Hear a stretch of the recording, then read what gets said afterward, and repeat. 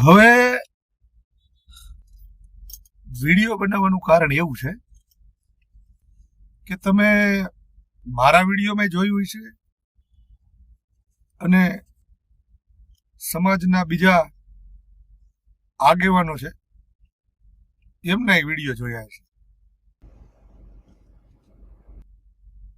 આપણે કચ્છમાં વાગડના ભાઈ શ્રી નાગદાનભાઈ આહિર, જેણે બાબા સાહેબને પણ ગાળું દીધી હતી અને સમાજના આગેવાનોને પણ ભાઈ બહુ ગાળું દીધી. પછી થયું એવું કે એની માથે 2-3 ફરિયાદો થઈ. એક તો આપણે સાવરકુંડલામાં થઈ, બીજી એક જામનગરમાં થઈ. પણ છતાંય આ નાગદાનભાઈને છે ને પછવાડે હવા ઓછી નહોતી થતી. પછી થયું એવું કે ભાઈ તારીખો ભરવાની બંધ કરી દીધી અને પછી કોર્ટે વોરંટ કાઢ્યું અને વોરંટના આધારે વળી પાછી ભાઈની ધરપકડ થઈ અને ઈ નાગદાનભાઈ જામનગર 5 મહિના જેલ કાપી. એ 5 મહિનાની અંદર એની ભેગા જેટલા પણ એને પછવાડે હવા ભરતા હતા ને પંપથી, એ એક મુલાકાતે ન ગયા. અને પછી નાગદાનભાઈને ખબર પડી ગઈ કે આ ધંધીના કરાય નહીં, આમાં કોઈ હા ન ખોઈ દે.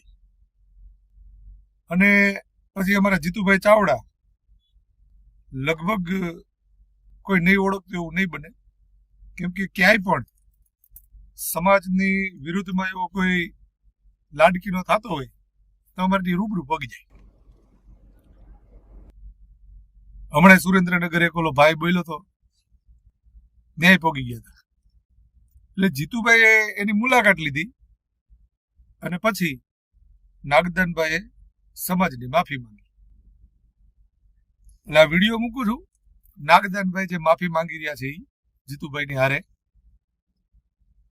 આ વિડીયોથી એક શીખ લેવી કે આપણને કોઈક પંપ મારીને હવા ભરતું હોય અને પછી આપણે બહુ પોળી કરીએ ને, જ્યારે ફટાકડો થાય ને તો હાંધવા કોઈ આવતું નથી. એટલે હળવું રહેવું.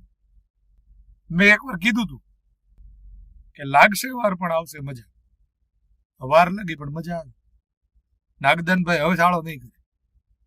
એમાં બીજા માટે એક દાખલા રૂપ છે, છાળો ન કરવો.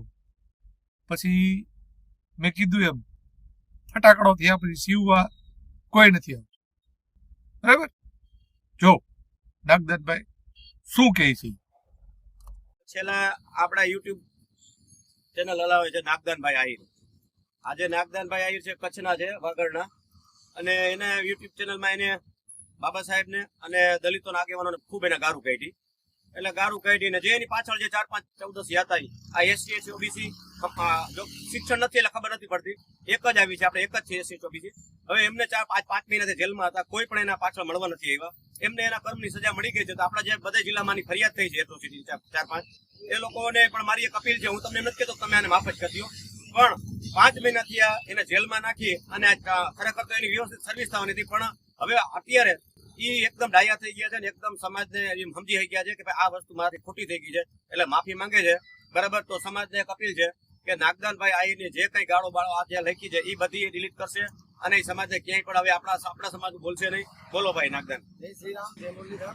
મિત્રો, જે ભાઈએ વાત જય મુરલીધર, જય શ્રી રામ, જય ભીમ. જે આ ભાઈએ જીતુભાઈએ જે વાત કરી એ બદલ દલિત સમાજની કે કોઈ એમના આગેવાનની મારાથી કોઈ જાણે અજાણે થઈ ગયું હોય બોલાઈ ગયું હોય તો હું મારા દિલથી માફી ચાહું છું. કારણ કે ખરેખર કોઈ પણ સમાજનું, દલિત સમાજનું કે કોઈ પણ સમાજનું આપણે અહિત ના કરવું જોઈએ. પણ કદાચ ઉગ્ર થઈને હું બોલી ગયો તો દરેક દલિત સમાજની અને દલિત સમાજના આગેવાનોની માફી ચાહું છું. કારણ કે મારી ભૂલ હતી એ મને હવે સમજાણી છે. ભૂલ મેં નથી કરી, પણ જે કોઈ વ્યક્તિએ કરાવી હોય તે એનું કરમ ધર્મ જાણે. મેં મારું કરમનું ફળ મેં ભોગવી દીધું છે અને હવે આજ પછી હું ક્યારે આવી ભૂલ નહીં કરું. કારણ કે ભૂલનું પરિણામ આપણે જ ભોગવવું પડે છે, બીજા ભોગવતા નથી. હવે આના પછી જો આવી ભૂલ કરશે ને નાગદાન તો ત્યાં સુધી લખાગઢ જવા સુધીની તૈયારી એ મારી મોઢે જ કહું છું. એને જો સાંજે પી જવું તમારે પી જાય, પીવું હોય તો હજી ગાડી બોટલ મેં તને બતાવી ડિફેન્સની એ પાઈ દે. પણ આ ધંધો સમાજનો બાબા સાહેબ વિશે ખરાબ ના કરતો. અને કોઈ દલિત સમાજમાં કોઈ ભાઈ કોઈ ધર્મ વિરુદ્ધ જતા હોય તો એને કોઈ દલિત સમાજ સપોર્ટ ના આપતા ભાઈ. Okay sir. કોઈ પણ ધર્મમાં આપણે કોઈ ધર્મનો આ દેશ બધા ધર્મનો છે, કોઈ ધર્મ વિરુદ્ધમાં આપણે ભાઈ કોઈ ધર્મ વિરુદ્ધ જવાનું નહીં. અને આને લખાગઢ જવા સુધી આ તો ભાઈ લાલુકાના ખરેખર જેને અત્યારે છોડવા ભાઈ 5 મહિનામાં એની સમાજના જ માણસો આવ્યા છે. લાલુકાના સરપંચ આમાં મેં લડેલા છે, છતાંય ભેગા મહેનત કરી અને ઘરના 50,000 ઘરના આપી અને અત્યારે છોડાવે છે. તો આ હવે પછી ભૂલ કરશે તો આને લખાગઢ સુધી જવાની તૈયારીમાં અને કચ્છના આગેવાનો સમાજના આગેવાનો અને ખાસ એટલી મારી વિનંતી છે કે આવા વ્યક્તિના ઘર સુધી વહી જવાય. હું અહીંયા જામનગર ને બીજા જિલ્લામાં જાઉં છું તો આવી વસ્તુ કરી લેવાય. જય ભીમ, નમો બુદ્ધાય.